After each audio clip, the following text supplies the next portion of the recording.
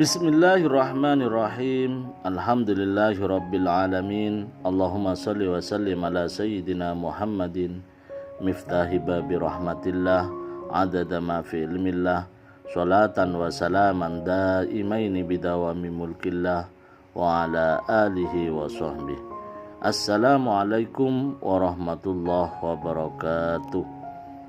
Sahabat online yang dirahmati Allah, alhamdulillah kita bisa berjumpa kembali.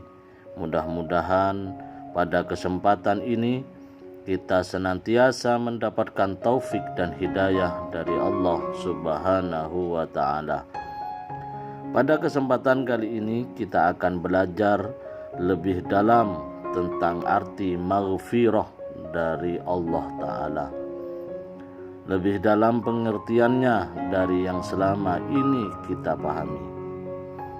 Baiklah, mari kita simak ilmu yang akan diberikan oleh Habibana Novel bin Muhammad Al-Idrus dengan khidmah. Rabbana zalamna anfusana. Ini yang Allah ajarkan pada Nabi Adam dan Siti Hawa. Hei Adam, jangan salahkan Hawa. Hei Hawa, jangan salahkan Adam. Dan bahkan jangan salahkan Allah Subhanahu wa ta'ala. Na'udzubillah min dzalik, jangan salahkan orang lain. Rabbana zalamna anfusana. Ya Allah, kami zalim, dan yang kami zalimi adalah diri kami sendiri. Kami berbuat salah ini, ya salah kami ini, bukan salah orang lain. Maka sebetulnya apapun yang menimpa kita, apapun itu, entah kesandung, entah jelungup, entah apa ya, itu sebetulnya akibat dari kesalahan-kesalahan kita sebelumnya. Kesalahan-kesalahan kita sebelumnya. Jadi jangan salahkan orang lain.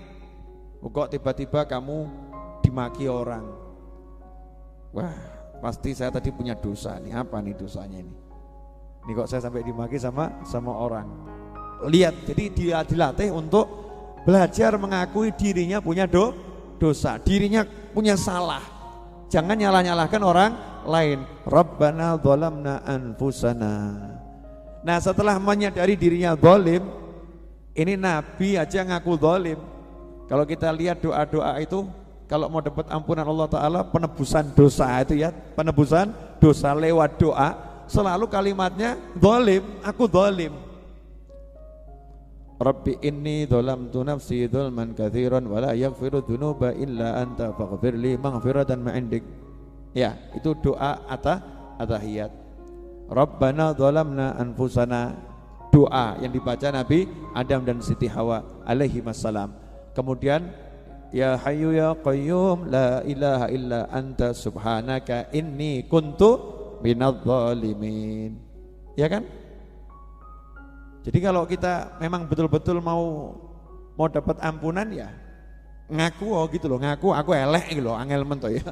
Aku elek, saya jelek, saya banyak dosa, saya minta ampun. Kalau udah begitu nanti ya seketika itu juga diampuni oleh Allah Subhanahu wa ta'ala.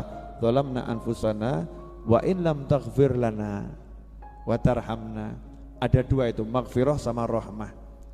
Maghfirah sama rahmah. Jadi yang bisa ngasih ampunan itu Allah, yang bisa ngasih rahmat hanya Allah. Kalau orang itu enggak dapat ampunan, enggak dapat rahmat, itu orang yang khasir, orang yang ruginya luar biasa. Tapi kalau orang itu dapat ampunan, dapat rahmat, selesai. Orang dapat ampunan berarti selamat dari neraka. Dapat rahmat, masuk ke dalam surga.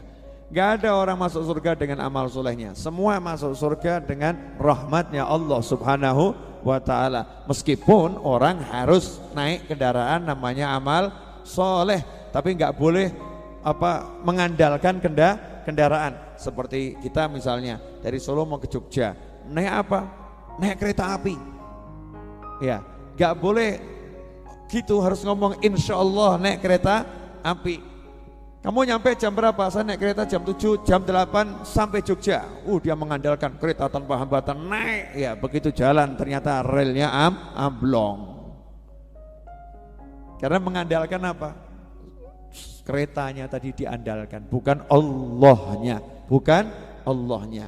Walaupun kita harus naik kereta, naik mobil, naik bis, naik motor, naik kaki, apapun kendaraannya tidak boleh dijadikan andalan, tapi harus pakai kendaraan. Begitu pula amal soleh sebaik mungkin, sehebat mungkin, semaksimal mungkin, sebanyak mungkin, tapi jangan pernah kamu andalkan amal solehmu. Selalu kamu katakan, ya semua bergantung sama Allah, la haula wala quwata illa billah, minta sama Allah subhanahu wa ta'ala. Kalau itu sudah dilakukan, Masya Allah, dapat sesuatu yang luar biasa. Apa itu? Dapat Allah, dapat Allah, bukan surga, dapat Allah. Kalau dapat Allah ya dapat semuanya, dapat semuanya. Minal khosirin. Kalau nggak dapat maghfirah, nggak dapat rahmat, masuk kelompok orang yang khosir, orang yang rugi. Ikhwani rahimakumullah, dari doa ini, doa yang dibaca Nabi Adam alaihissalam dan Siti Hawa, kita melihat bahwasannya Allah itu cuman pengen kita ngaku gitu loh. Allah cuman pengen kita ngaku. Kamu salah, ngaku, udah nggak usah pakai banyak alasan. Dan kita akan senang dalam kehidupan sehari kalau ketemu orang, ada orang salah, kemudian kamu bilang, kamu begini ya? Iya, saya salah. Dan sadar, tahu salahnya, maafkan saya, selesai. Kita mesti senang. Tapi kalau ada orang salah, ngeyel, kamu, enggak, saya enggak salah, saya enggak begini, ini bla bla bla bla. Kamu sebel atau enggak sebel? Sebelnya luar biasa. Wes ngaku salah, selesai. Begitu kan dia? Ngaku salah, minta maaf, selesai. Karena itulah dalam dunia tasawuf disebutkan al-i'tiraf maqamun azim. Orang yang bisa ngaku salah, orang yang bisa ngaku lemah, orang yang bisa ngaku dirinya itu banyak kekurangan, pokoknya bisa ngaku lemah, kurang, itu pangkatnya tinggi. Karena banyak orang gagal bisa ngaku. Banyak orang gagal bisa ngaku. Kebanyakan orang bisanya ngaku-ngaku. Ngaku-ngaku pinter, ngaku-ngaku gak punya salah, ngaku-ngaku gak punya dosa pada dirinya sendiri, ngaku-ngaku dia itu banyak amal soleh. Padahal kalau dia sadar amal solehnya yang banyak, ternyata banyak cacatnya. Amal solehnya yang banyak, oh ternyata banyak ujub, riak, sum'ahnya. Amal solehnya yang banyak, ternyata banyak kekurangannya. Kalau mau ngaku. Nah sementara kita nih belajar ngaku dulu. Ngaku lemah, ngaku 1 tahun banyak dosa, maka saatnya minta ampun sama Allah subhanahu wa ta'ala. Dan 2 hal yang disebut Nabi Adam alaihissalam itu, 2 hal yang disebut Nabi Adam, itulah di awal dan di pertengahan Ramadan. Awaluhu rahmah, wa awsatuhu maghfirah, wa akhiruhu itqun minan nar. Rahmat dapat, ampunan dapat, ya bebas dari siksa api neraka. Rabbana, mari kita baca bersama-sama. Rabbana zalamna anfusana wa in lam taghfir lana wa tarhamna lanakunanna minal khasirin. Sekali lagi, Rabbana zalamna anfusana wa in lam taghfir lana wa tarhamna lanakunanna minal khasirin. Amin. Makna maghfirah apa? Maghfirah itu artinya apa? Ampunan itu artinya adalah ditutupnya aib. Al-maghfirah itu as-satr, ditutupnya aib. Jadi ketika orang itu diampuni oleh Allah Subhanahu wa taala, Allah akan menutup aibnya. Allah akan menutup aibnya. Makanya kalau ada orang udah aibnya ditutup sama Allah taala, sudah diampuni sama Allah taala, kok dia bongkar-bongkar aibnya sendiri, ya Allah marah itu. Ya Allah marah. Makanya kalau kita pengen dapat ampunan, maka kita harus pandai nutup aib kita. Orang yang nutup aib karena takut sama Allah, itu tanda dia takut sama Allah Subhanahu wa ta'ala. Seandainya memang kita dalam kondisi terdesak, kalah sama nafsu, terjerumus dalam dosa, tutup itu. Jangan sampai ada orang tak tahu, bukan karena mau ngelabuin orang, bukan. Tapi karena kita takut sama Allah Subhanahu wa ta'ala, ini kalau kebongkar saya nggak diampuni sama Allah nih. Kalau ditutup, insya Allah saya diampuni sama Allah Subhanahu wa ta'ala. Jadi kalau pengen diampuni, tutup aib kita. Nah, gimana caranya biar aib kita ditutup? Tutup aib orang lain. Orang tuh boleh bongkar aib hanya untuk kebutuhan. Ya, contoh misalnya ditanya tentang seorang perempuan, saya mau menikah dengan dia, menurut Bapak gimana? Wah, ini kalau ngerti yang gak pas itu harus disampaikan. Ya disampaikan, bukan dalam rangka bongkar aib. Kapan lagi boleh nyampaikan keburukan? Ya penyidik.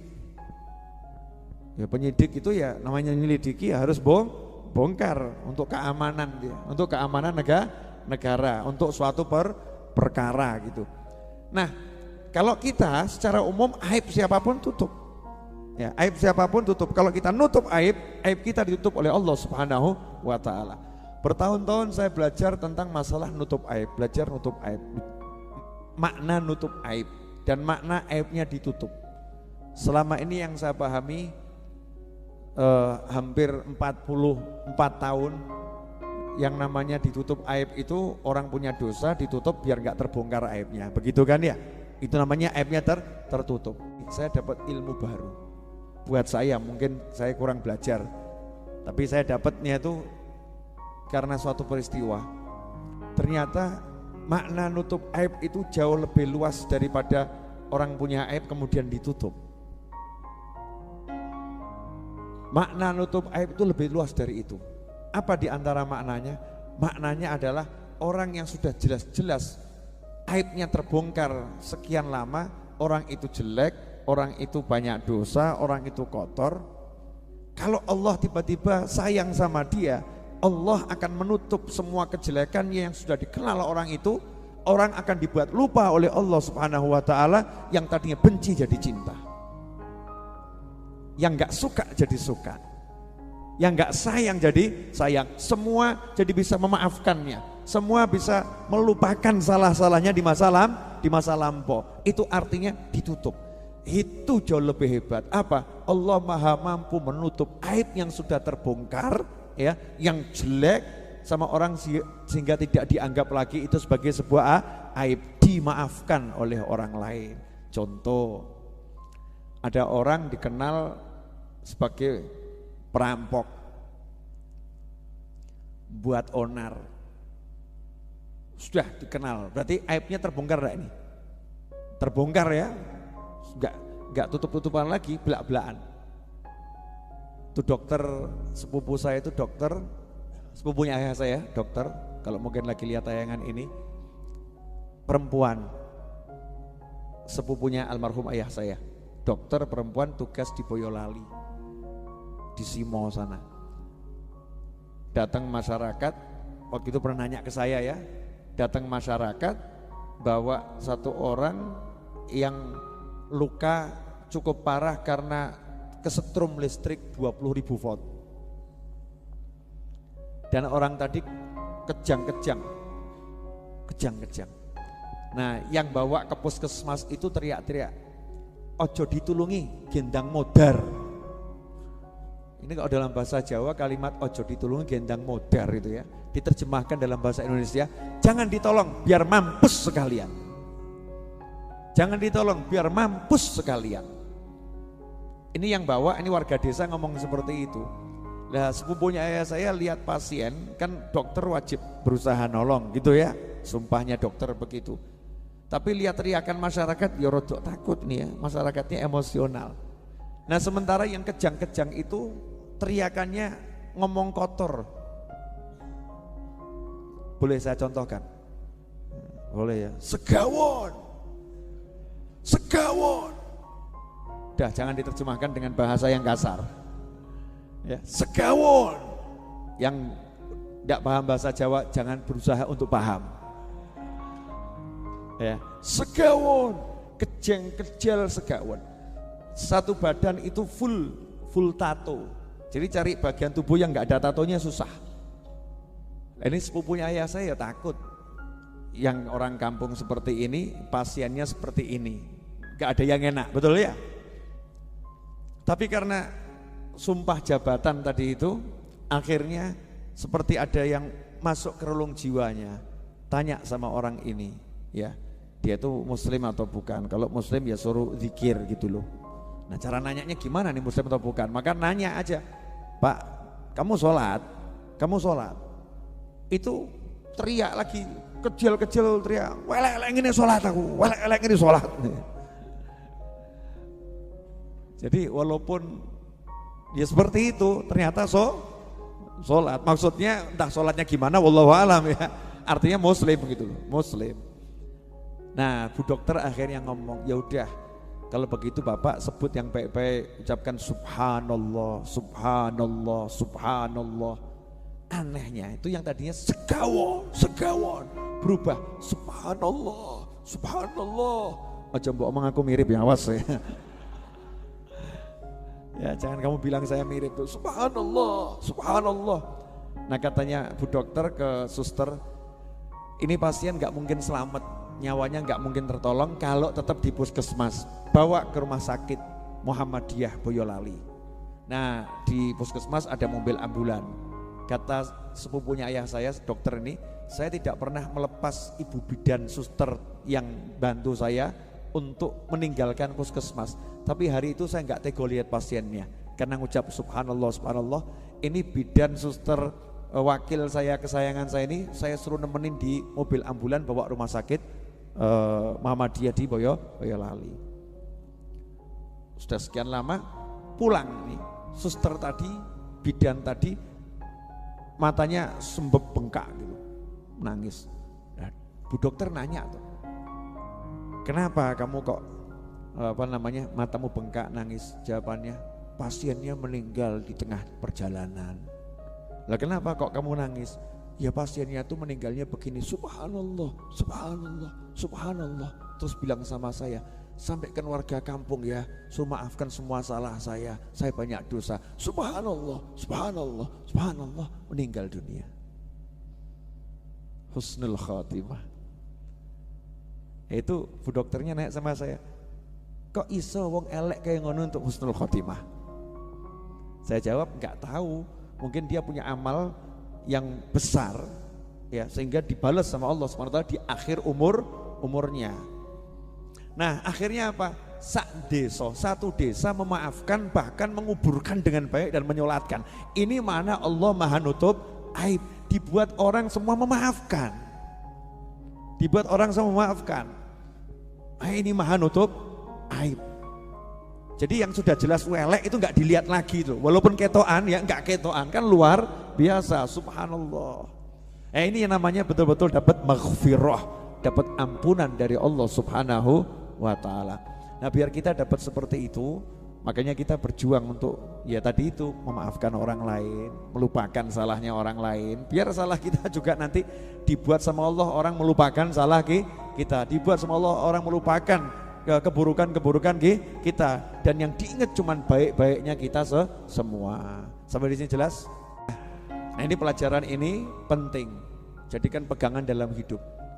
Seburuk apapun yang kita alami, jangan buat kita jauh dari Allah Ta'ala. Kalau enggak kembali sama Allah, mau kembali sama siapa? Sehingga ada seorang pendosa itu, hidupnya dosa terus, mabuk, main, jelek, dosa. Jangan ditiru ya, jangan ditiru. Tapi dia kok tetap pengajian, tetap ke masjid, ya sholat. Ditanya sama orang, kamu itu ngapain sholat, ya ngapain pengajian kalau masih mabuk dan lain sebagainya? Jawabannya dia, nah kalau saya nggak sholat terus saya mau kemana? Terus meminta ampunnya suruh sama siapa? Terus suruh minta ampun sama siapa kalau bukan sama Allah Subhanahu wa ta'ala? Nah saya ini memang banyak dosa, makanya saya berupaya minta ampun. Saya belum bisa ninggalkan dosa saya. Terus kalau belum bisa ninggalkan dosa, nggak usah minta ampun begitu? Maksudmu kalau saya banyak dosa, saya belum bisa ninggalkan dosa saya nggak boleh minta ampun? Iya, terus suruh nantang Tuhan gitu ya? Tuhan, aku nggak mau minta ampun karena aku masih punya salah sama kamu banyak gitu. Ya Allah, aku nggak mau minta ampun karena aku masih punya banyak salah sama kamu ya Allah, begitu. Nah, ini pola pikir yang rusak kalau seperti itu. Justru orang yang semakin banyak dosa harus semakin banyak minta ampun. Makanya jangan pernah mengatakan pada orang yang berupaya dekat sama Allah, sia-sia kamu, percuma kamu. Tuhannya Allah, bukan kamu. Awakmu ramu dengo apa-apa aja gayang ngono lho karepku. Alhamdulillah, kita telah menyimak penjelasan dari beliau. Semoga ilmu yang telah kita peroleh ini dari Habibana Novel bin Muhammad Al-Idrus menjadi ilmu yang bermanfaat bagi kita, keluarga kita, dan seluruh umat Islam dimanapun berada. Wallahu a'lam bishawab. Semoga barokah dan manfaat. Assalamualaikum warahmatullahi wabarakatuh.